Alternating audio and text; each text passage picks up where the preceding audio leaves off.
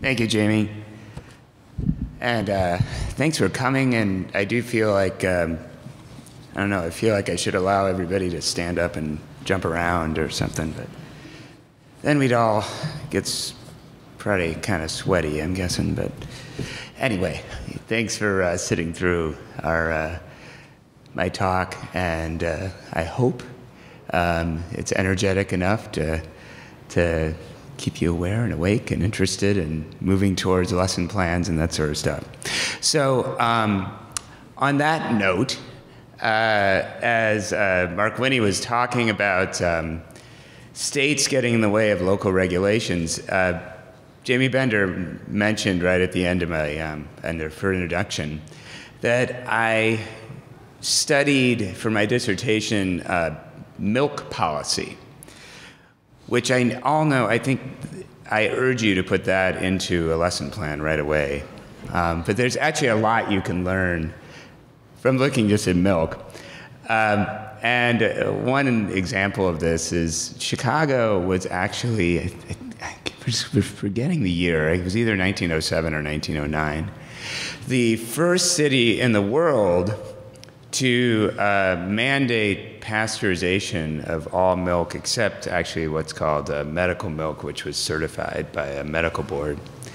So if you're a raw milk fan, we were in the leadership of the pasteurization movement. Another thing that the city did, which was a kind of public health feat back at the time, is that it mandated that all milk came from cows that had been certified that they were tuberculosis-free. And at the time, there was a lot of debate over tuberculin testing for cows. Some farmers didn't think that that people could get tuberculosis from milk from cows. They actually could. It turned out to be the main way people got tuberculosis, but it was possible. And they thought that perhaps the cows could get tuberculosis through the tuberculin testing process. So it just so happened that the head of the State House out in Springfield was a dairy farmer. And in 1912, so about 3 years later, he influenced the state legislature to pass a law saying that no city could require tuberculin testing of cows. So not only did Chicago then was not able to enforce its tuberculin testing law, also because Wisconsin and surrounding states were requiring tuberculin testing, all these tuberculin positive cows started flowing into Illinois. And for about 15 years, the Chicago milk market was getting milk from a lot of tuberculin testing cows. Well, fortunately, in this case, pasteurized, but it's sort of a real example of kind of the state over kind of, I guess, making it so that the city cannot control its food supply. If you want to read more on that, you can go to my dissertation. But I decided to start out there because it's not like these issues of urban versus rural, like where is your food coming from? What is your farmer like? These kinds of questions that people have. Who is getting kind of the best food in a city? It's not like they're new. Actually, another milk story back when they were trying to figure out whether to require pasteurization, I read a lecture given by the health commissioner of, I can't remember if it was the US or there's a number of lectures. My dissertation's going back a little while in my mind now. But, and I think it was the health commissioner of Chicago, and he was saying that, ideally, we would have a milk supply that was so clean that we didn't need pasteurization. Because even then, they knew that in the process of pasteurization, certain enzymes seemed to be destroyed. They knew that overall, that the pasteurized product, was a little if it was probably not quite as healthy as the non-pasteurized product, if the non-pasteurized product wasn't containing any diseases. And this guy said, well, you know, we would prefer that all milk came from raw. All milk was what we'd call raw. But in order to do that, we'd have to have so many controls on the milk that it would be actually like what they were calling certified or medical milk, which was served in hospitals at the time. And it's only in those places or for the wealthiest individuals that we can actually afford this sort of premium milk. So this is like 1910, 1909, sometime in that period. And, you know, still there's that kind of break within a city like Chicago between people who can sort of afford the highest quality, the most local, often the best tasting produce and foods, and people who often can't. So the question often comes down to, well, how, and this is what it came down to the progressive era and now, and you know, going back into the 1800s, we have large cities which have a lot of people who, well, and we have actually large areas of rural America too that have a lot of people who don't have a large amount of money to spend on food. So how do we create a food system that is fair and healthy and yet sort of and fits into the amount of resources that people in general in America have? It's a real problem, especially now with the stuff like the wages going down with places like Walmart not paying that much. But this is a problem that's going on for a while. The food issue came into the fore really back in those early periods in the 1900s where Chicago was doubling in size every 10 years. Can you imagine trying to figure out how do you feed all those people? And that's why the Department of Public Health was thinking about this, and that's why I wound up studying milk and the rise of the food system. But then I got to Chicago. I actually grew up here, went to UCLA for my dissertation, decided to study Chicago while I was at UCLA, which might not have been a great choice. We added a couple years to my Ph.D. program anyway. But then I came back here. I got a job at Chicago State in 1999. And it just so happened that the Community Food Security Coalition, which actually Mark Winnie is very prominent in, was having a meeting here in Chicago then. And my parents were sort of publicly oriented. Well, my dad's a professor at Loyola. They're criminologists. My mom works for the state. And they're very publicly oriented sociologists, criminologists. And I had this idea, you know, I'm coming back home. I want to do something public. I want to work with the community to utilize the sort of research background that I have in some kind of positive way. So at this Community Food Security Coalition meeting, which was a national meeting, I met some local folks who had helped organize it. And they said, come down to this meeting at the Garfield Park Conservatory, let's talk. Because the two things I knew about were A, the food history of the early 1900s. And I'm not sure, well, I mean, we could hold the whole lecture just on that milk stuff if you want, but it didn't seem like that related all that closely with the activism of, you know, 1999, although I tried very hard to show how it related. And the other thing I did is I drew maps. I'm a cartographer, and I work a lot with what's called geographic information systems. So I go down to this meeting, I'm saying, well, I do this food stuff, food system stuff, history, and then I do these maps. And they said, you know, what we really need is maps of where grocery stores are in Chicago. Because, you know, we have this idea that there's a lot more grocery stores in certain parts of the city than others, and there's a lot more there's certainly a lot more grocery stores in, say, in white areas than in minority areas, especially black neighborhoods. But we don't have like maps. We couldn't really prove that. So I was working with these folks, and I wound up studying. I wound up working with them on the study of Austin, which is the furthest out west neighborhood of Chicago, comparing the access to food in Austin with the access to food in Oak Park.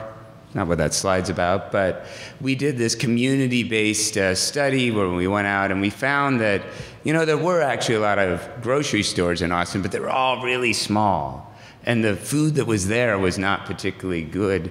There was actually produce at about half of these little corner stores, you call it. There's like 60 corner stores. Half of them had produce, but at 16 of those 30, that produce was what we called unacceptable quality. And that quality, unacceptable in this case, meant rotting.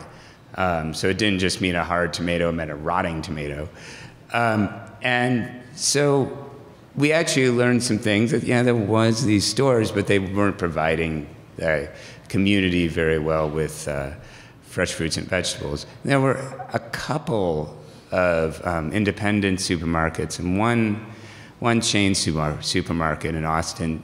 Austin is a neighborhood of 107,000 people. It's the largest community area in Chicago in terms of population. So that isn't many grocery stores for an area of 107,000 people. So we took that, and then I went on to doing some studies of the whole region. And that's where I come today to talking about food deserts in general and food sovereignty. And I'm going to try to relate the concept of food deserts, which has actually come up in the news much, much more in the last few years than it did back in 1999. To some political issues, to food sovereignty issues that you talked about, I think, a couple days ago, and then relate it back to Chicago. So, the concept of a food desert is an area with low access to quality groceries, and it's captured the public interest in many cities, but it's a concept that is very easy to grab onto. The issue is that it's fairly simplistic. So we have this idea that, all right, there's areas with low access to quality groceries versus other areas that don't have quality groceries. But what is a quality grocery, for instance? And a lot of times food deserts are related to obesity. So let's say, well, we don't have access to food, so therefore there's obesity. But, you know, the reasons for obesity go beyond just one thing. So the problem is, well, if you open a new store in a community, will that solve the obesity issue? Let's say we open a Food for Less, which is one of the things that's open around Chicago. Is that going to solve the obesity issue? So this is why there's a question mark behind food deserts. The food desert concept was actually, the word food desert, or I guess the term, was originally used by a resident of a public sector housing project in the west of Scotland. And it was used not, and the project that she used it in was, she was an activist, and she wanted to sort of show how being in an isolated, low-income area affected daily life. So she wasn't actually as interested in food as she was interested in poverty, and sort of trying to show how being in poverty affected where you live, and being where you lived affected sort of how you had to go through your daily life.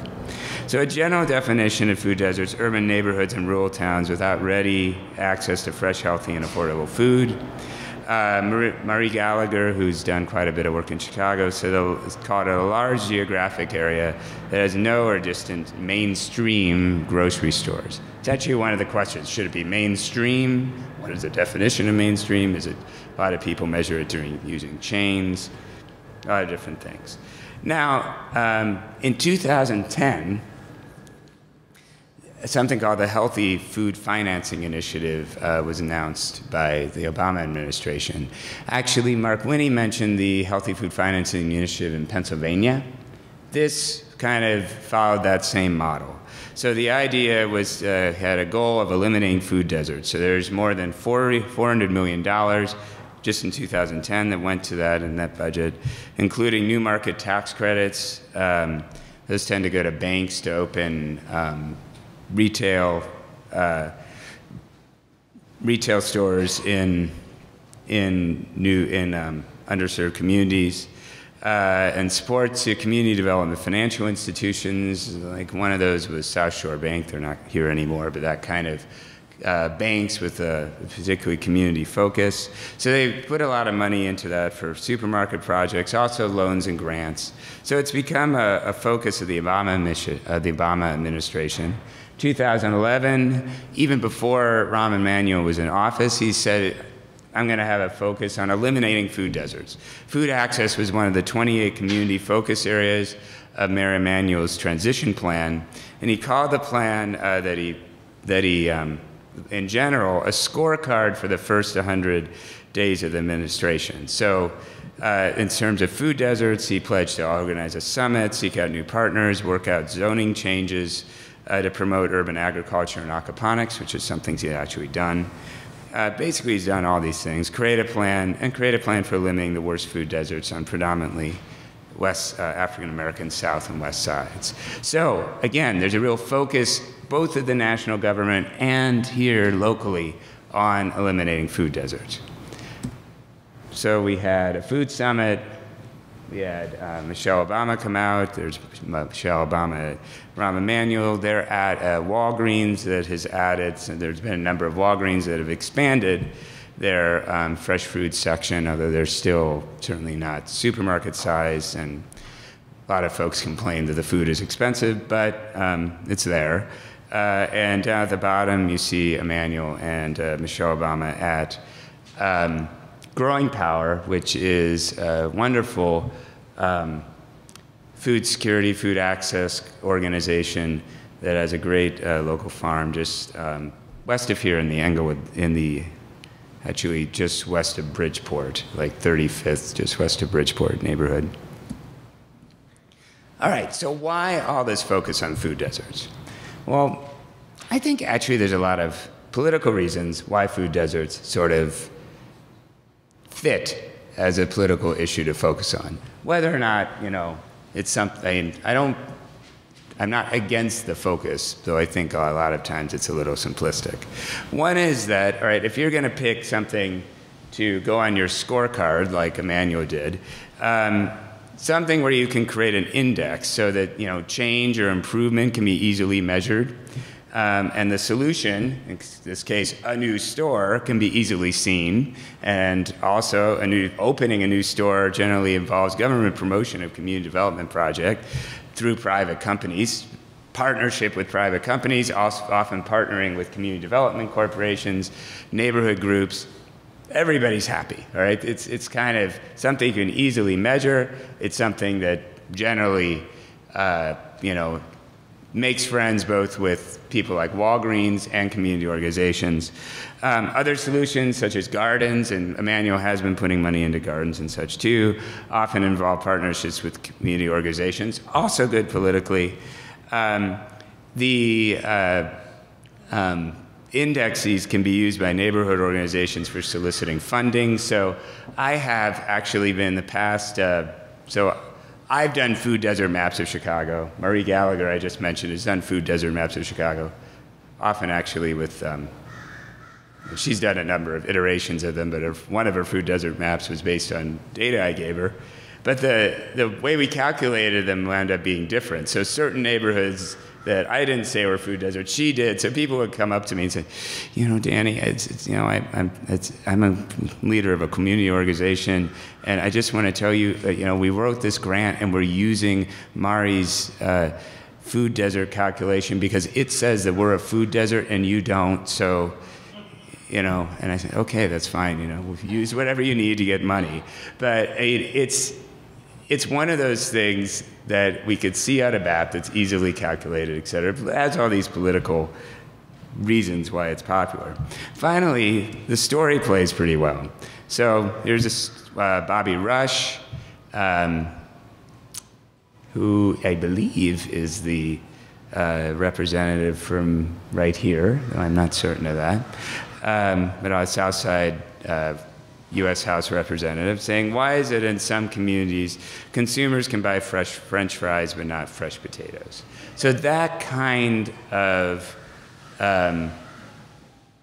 comparison plays really well in the press, and there is something to it, and it's something that we need to, act on, but it also is something that's saying, all right, we got to do something about this. In this case, I have not yet found a community where you can't buy fresh potatoes, and because they may be expensive and they may be sitting in a box at the back of the corner store, and they may not be kept chilled at all and may go bad, but they're there somewhere. Mary Schmick, who I think recently won a Pulitzer Prize, said this. Note here in this quote the connection between race, class, and food access. So she's, this was written on the day of or soon after the opening of the huge Whole Foods, which is at the time the largest one in the country, by North and Clybourne. And so she said she's wandering through the Whole Foods, and gets a call from this hunger advocate. And she's looking at the bounty at Whole Foods, and she's comparing it to what she's hearing from this hunger advocate. So a black baby in Chicago is 2.5 times more likely than the national average to die in the first year. One reason so many babies in Chicago die, the mothers are more likely to be sick, wine and cheese bar on the left. And one reason that the mothers are sick, they don't have access to fresh food. Probiotics on the right, bakery and sushi on the right, up ahead. She says that no city will ever offer equality of everything to everybody, but we live in a city where multitudes pay $7.99 a pound at the Whole Foods salad bar. It's time to help the other multitudes find a decent apple. All this, I'm sharing all this to say, when we talk about food deserts, a lot of times the talk turns to issues of race and class and spatial inequality. And that, yes, it's about food, but the stories are also about how, about talking about that spatial inequality, which is often something we can't get at. We have trouble talking about it, voicing in other kinds of ways. At the same time, things like health inequalities are being mapped and seen, and you do hear about that. But food is one way that people can say, oh, okay, I see how if it's hard for me to buy a fresh asparagus in my neighborhood, or fresh produce in general, then I associate fresh produce with healthier eating, so it would be harder for me to feed my family fresh produce. And we all sort of can relate to that. So, but in reality, where it is in a way that we can talk about how inequalities in American society spatialize, get seen in place. Does that make sense?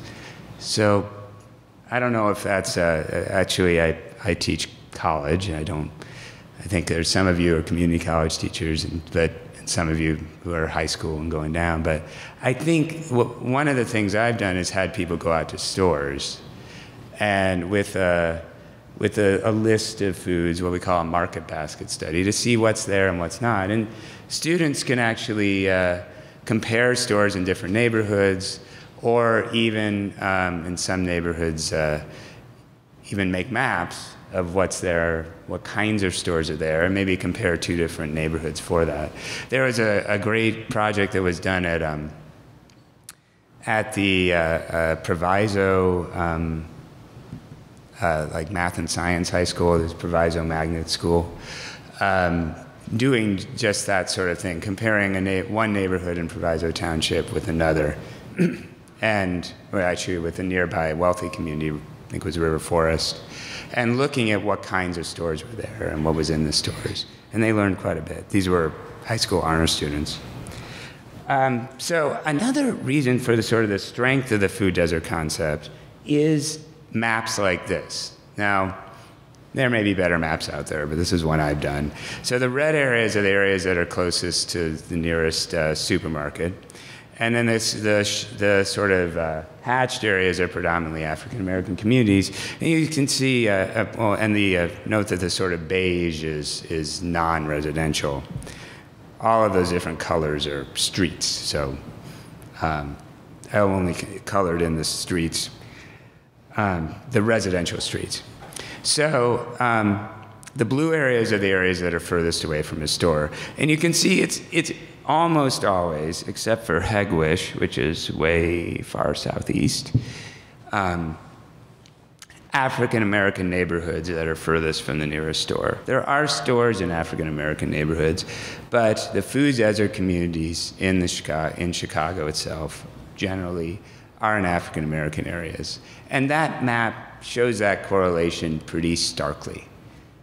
Now, it's not true for every city exactly like this, but at least if you're telling a story about race and income and class and how that affects people's everyday life, something like this tells the story pretty well. And I think actually, maps like this have been on the front page, not this map, but other maps like this, have been on the front page of the Trib and other newspapers, and the maps themselves sort of tell that story.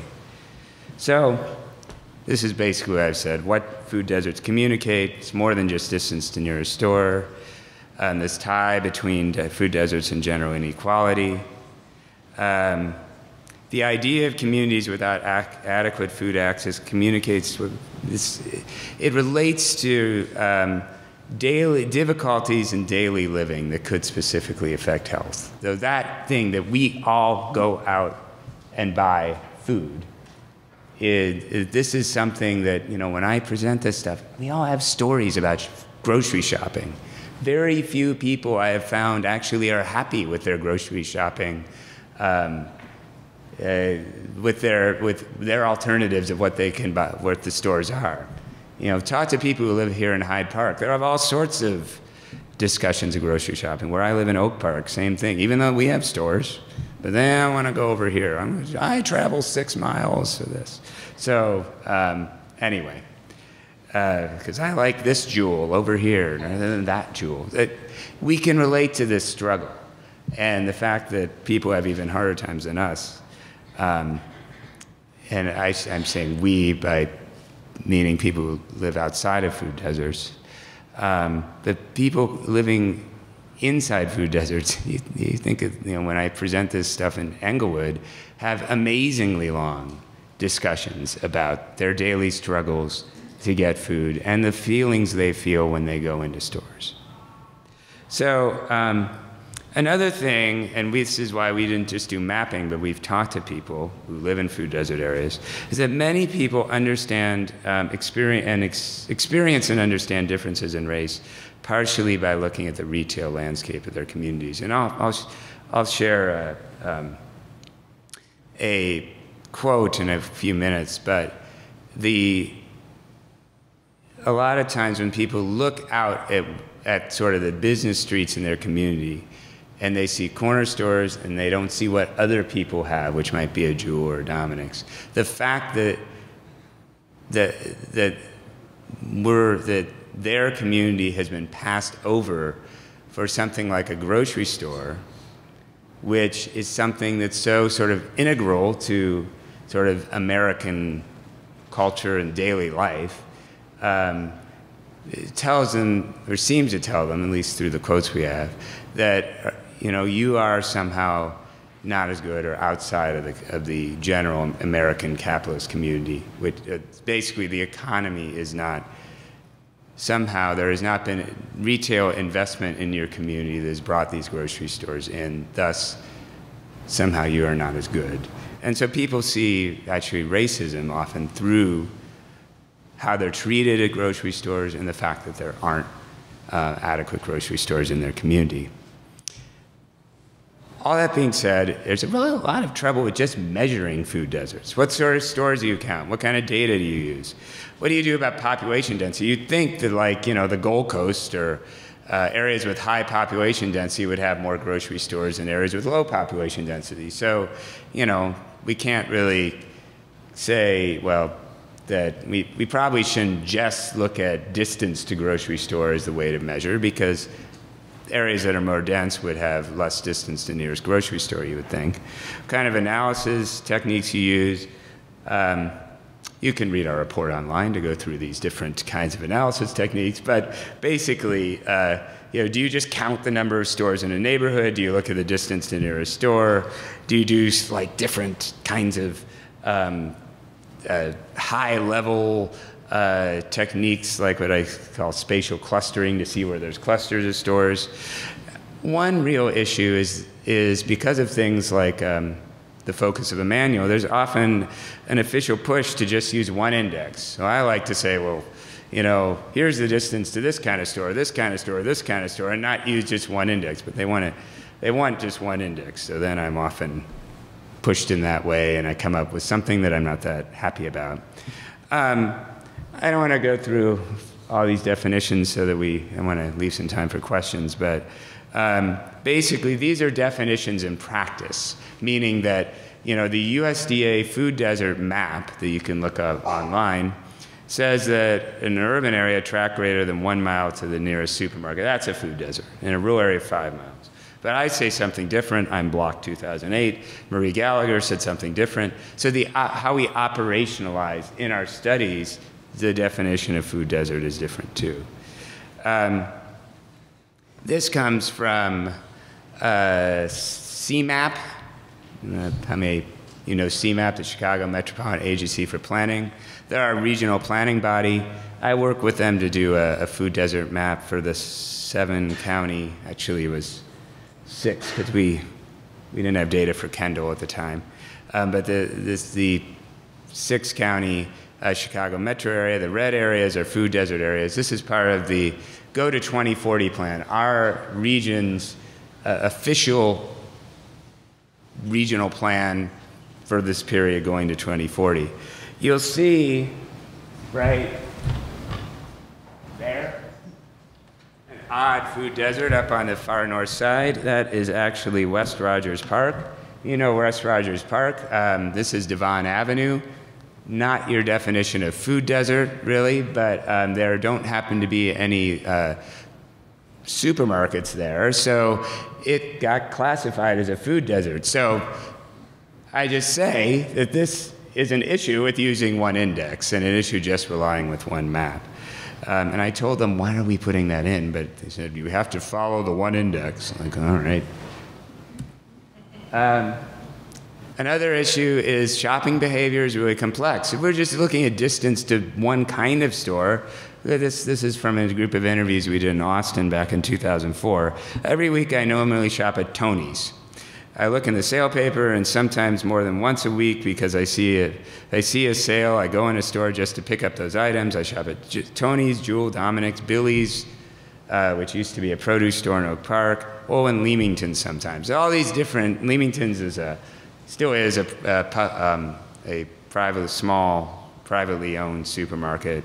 She's shopping at Tony's, that's sort of an independent chain here in the region. All sorts of stores. So if you're just looking at distance to, say, supermarkets, you wouldn't catch the Billy's that she shops at to get produce, or did before it closed. So these were some of the things that we used in developing, the ideas we use in developing the Northeast Illinois Community Food Security Assessment, which is what that CMAP map was based on. So I was given some money, and I shared it with UIC, to do a mapping and analysis of food access in the 6-county Chicago metropolitan area. We were given the money by the Searle funds of the Chicago Community Trust. So we partnered with community groups in 6 areas to do some interviews, and we did that large-scale mapping. This is some mapping, how we did it. This is, anybody know where that is? Anybody guess? Anybody know geography of the... Somebody said Oak Park. Austin's here. northwest side up there. All of those little squiggly lines are streets. The dots are stores. So we measured the street distance to the nearest store of different types. So this was full surface supermarkets, but there's a whole bunch of different ones that we measured. We did it in 2005 and 2007, and we came up with maps like this. So these are different types of stores. And just want to point out, should have brought a little pointy thing, but chain discount stores, it's like Aldi, Save-A-Lot. Look at blue areas are low access zones, red areas high access zones. There were, at that time, many of those stores.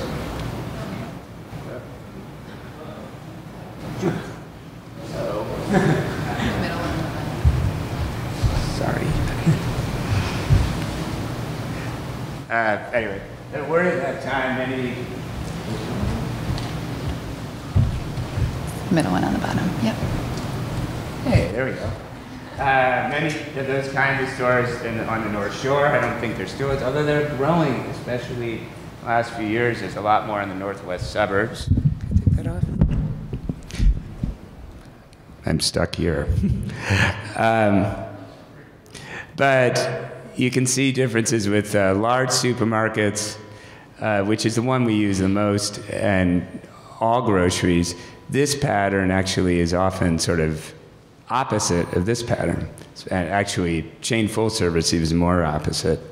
If you look at Chicago, you can see it a little better. So look right here. This is sort of the food desert map. The blue are the areas with lower access to stores. The red, the areas with higher. This is taking into account population density. So even taking into account the lower population density on the south side, there's still lower access to food, to any kind of independent or chain food store, or at least there was in 2007, than there is on the north side. Does that make sense? So it's not just population density. So we did some analysis looking at different kinds of neighborhoods. U of C map library, based on the 2000 census, had divided the city up or the region up into 10 different kinds of 10 different kinds of neighborhoods, and like low income by race, by family type, et cetera, et cetera.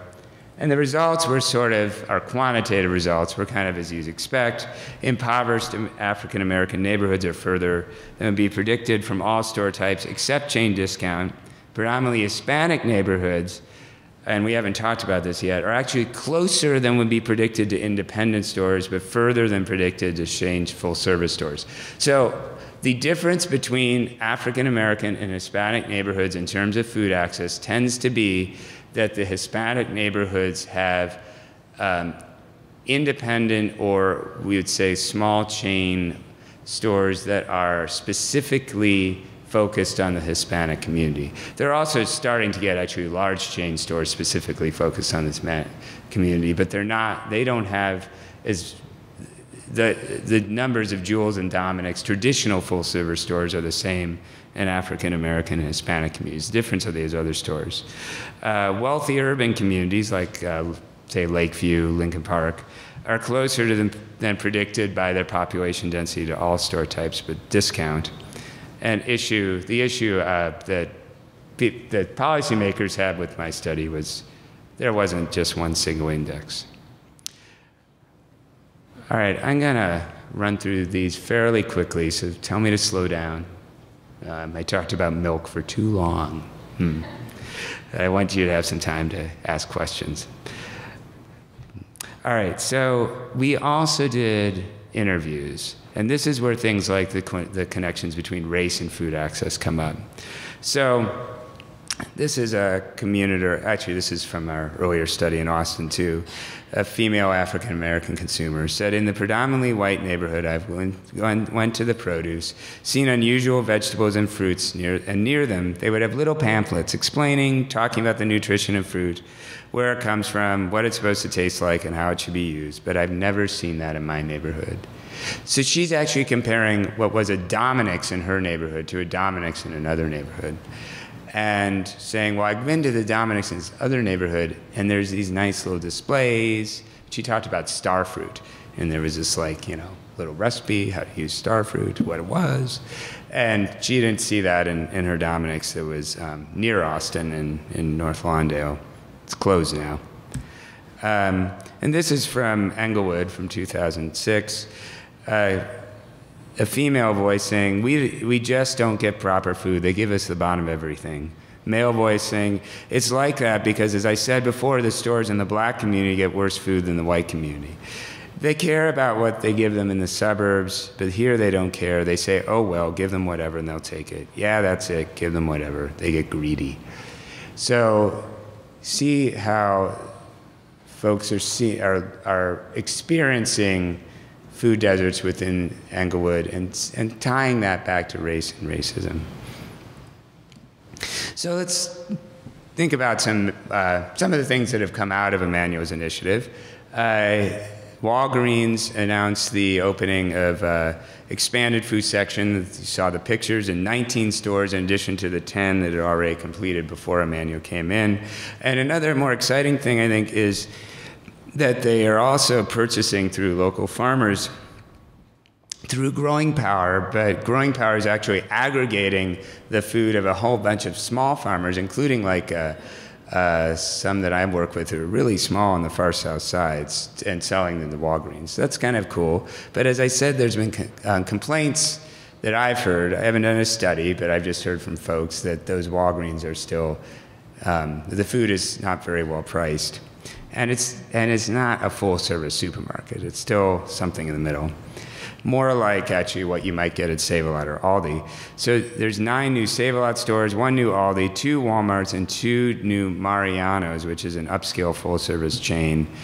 One of these Mariano's is supposed to be in a food desert location. I believe that is going to be part of the U.S. Steel site, Southworks rehabilitation or redo down around 87th and the Lake. That's an upscale store, though. So out of all of these, the only real full-scale chain supermarkets are the Walmarts. There's also an Urban Ag Zoning Act that's been passed, which is actually a really great thing. But, as I said, expanded Walgreens aren't meant to be full-service supermarkets. Save-A-Lot stores are small, so only one of these new Walmarts is even in a food desert. So here's that same map you just saw. So here are the Walmarts. One is near, I think, either 79th or 87th in the Dan Ryan. Is it 83rd? There's a supermarket right there anyway. So not that folks aren't going there, but there was a supermarket there. I know, but there's a Food for Less and a Jewel right by there. Isn't there? And a Dominic? There was a Dominic's that closed. What?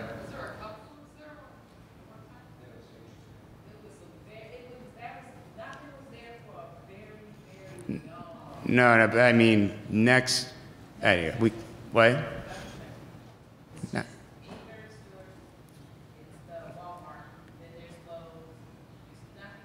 There's a Jewel. There's a Jewel. I'll take you down there and show you the store.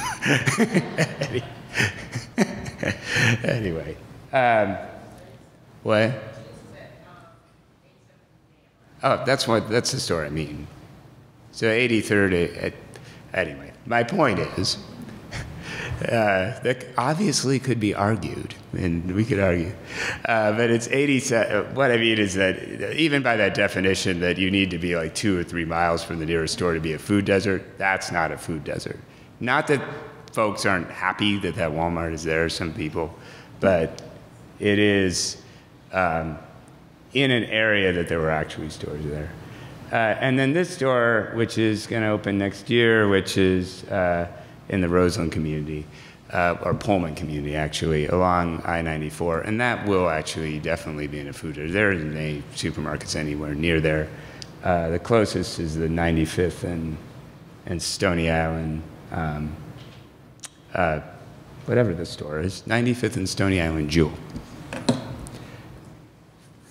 So my conclusions from all that is maps often, they reveal inequality, but the stories they can tell can be somewhat simplistic. So what we don't want is just to look at a map like that and fill in the holes. Yes, it's important for stores to come in, but if all we do is just fill in the holes, we won't get true community development. Just one store doesn't develop a community. So there's other things that need to be done. It's really about developing community health, developing communities in general, not just about opening one store. So that's where things like food sovereignty come in. So which I think you've already talked about a bit, but the idea of sovereignty, control over local land use and food policy, it resonates with these issues because part of food access is about control over local land.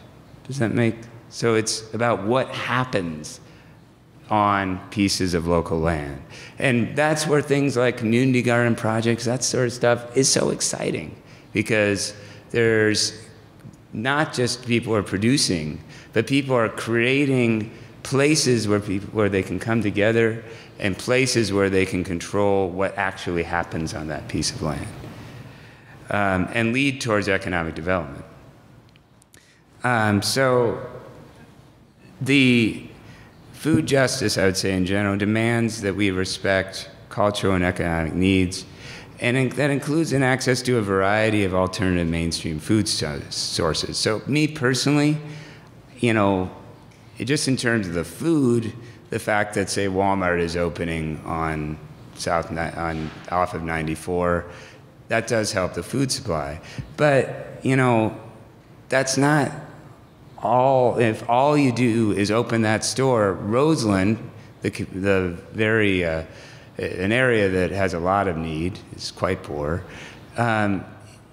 You know, some people in Roseland will get jobs, but in terms of economic development, you need to do things right in Roseland. Things like community gardens, things like urban agriculture, that sort of stuff builds Roseland itself. So this is from an article on food and racism, power imbalances. So food and agriculture lends itself to addressing racism and power imbalances because food is so central to communities. And if you had working communities, you have justice and equality. So food security cannot be divorced from the issues of concern to communities. Now, I'm guessing if you talk to people in Roseland, they're probably happy that Walmart is going to open. But they have a lot of other concerns too. And the sort of, you know, just having only that one option is probably not going to solve all those concerns. But looking at some community food projects in Chicago, this is a large one, Growing Home, that's out in Englewood, that works with folks coming often, either it's a job development program, often working with people coming out of prison, but also other people who have needs for job development. They sell their produce to some of the best markets in Chicago. So one of the issues here is they've had sort of issues connecting up with the community and both selling the produce and bringing community folks in. This is a great example of a group that's no longer with us, unfortunately, but Healthy South Chicago, which went out and did its own mapping of the South Chicago area and a market basket study where they looked at what was in these stores, and they actually did some things where they set out outside the small stores and did little recipe swaps and did a lot of teaching related to bringing in produce into corner stores where it wasn't there already. And with that, I think one of the best examples I've seen. I say thank you to all these folks and to you guys for listening.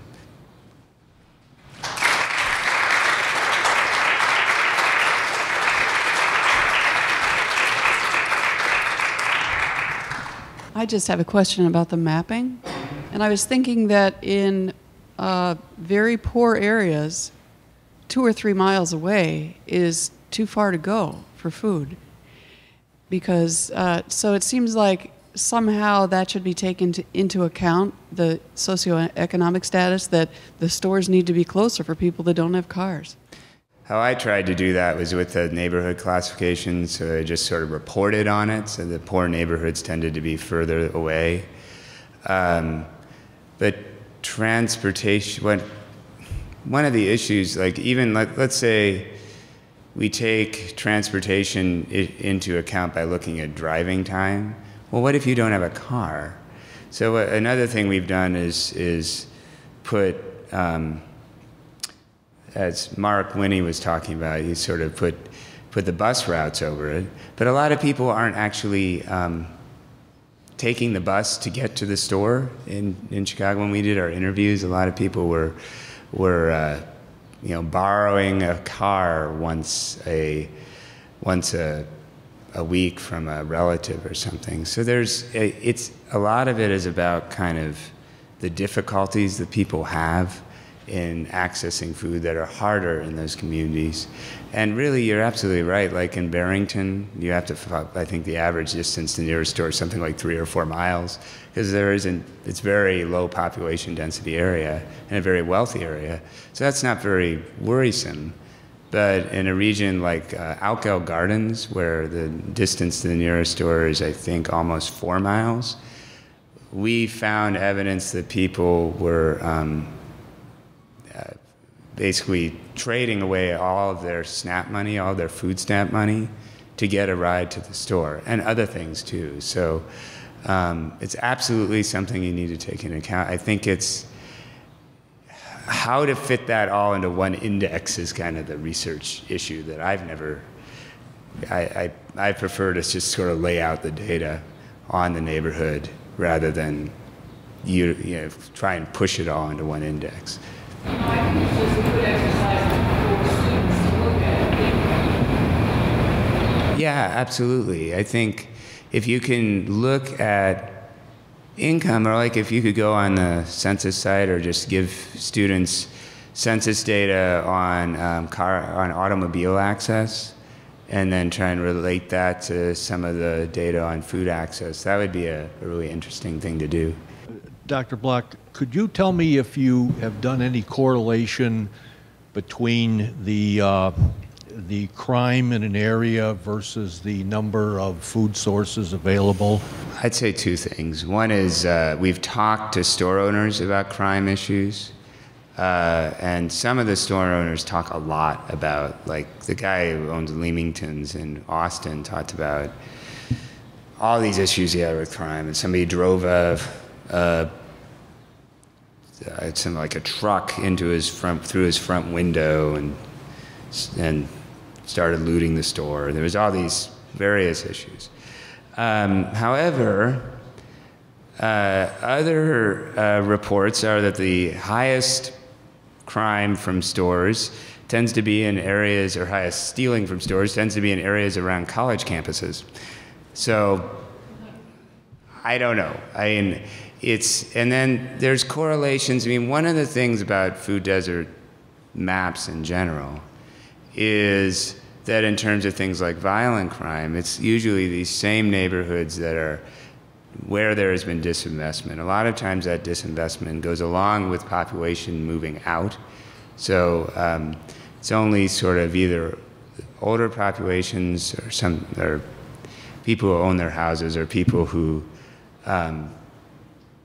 say have trouble leaving a community who have stayed. So an area like East Garfield Park is, I think, 1/4 the population that it was maybe 50 years ago. So that means that there's trouble bringing in stores, but there are also abandoned communities in sort of a general sense that have had, and those communities often tend to have high crime rates in general.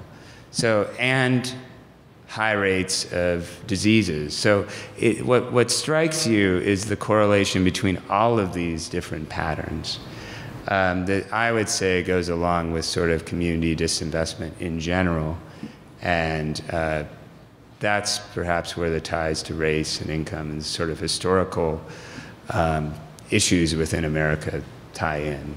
But the store owners certainly are worried about crime, and I would say the ones we've talked to are in these communities talk about crime quite a bit, and it is an issue. My question is about vertical farms, the idea that you put full-scale farming operations into high-rise buildings. And I know that this is still at the concept stage. These aren't actually built projects yet, but I wonder if you see any interest in this idea at the government level. Well, there's a vertical farm that's going in over here in the Stockyards district called The Plant, which has received a lot of interest and focus. Really? The plant is, well, it's an old plant of some sort. I'm trying to remember what kind. I think a meatpacking plant.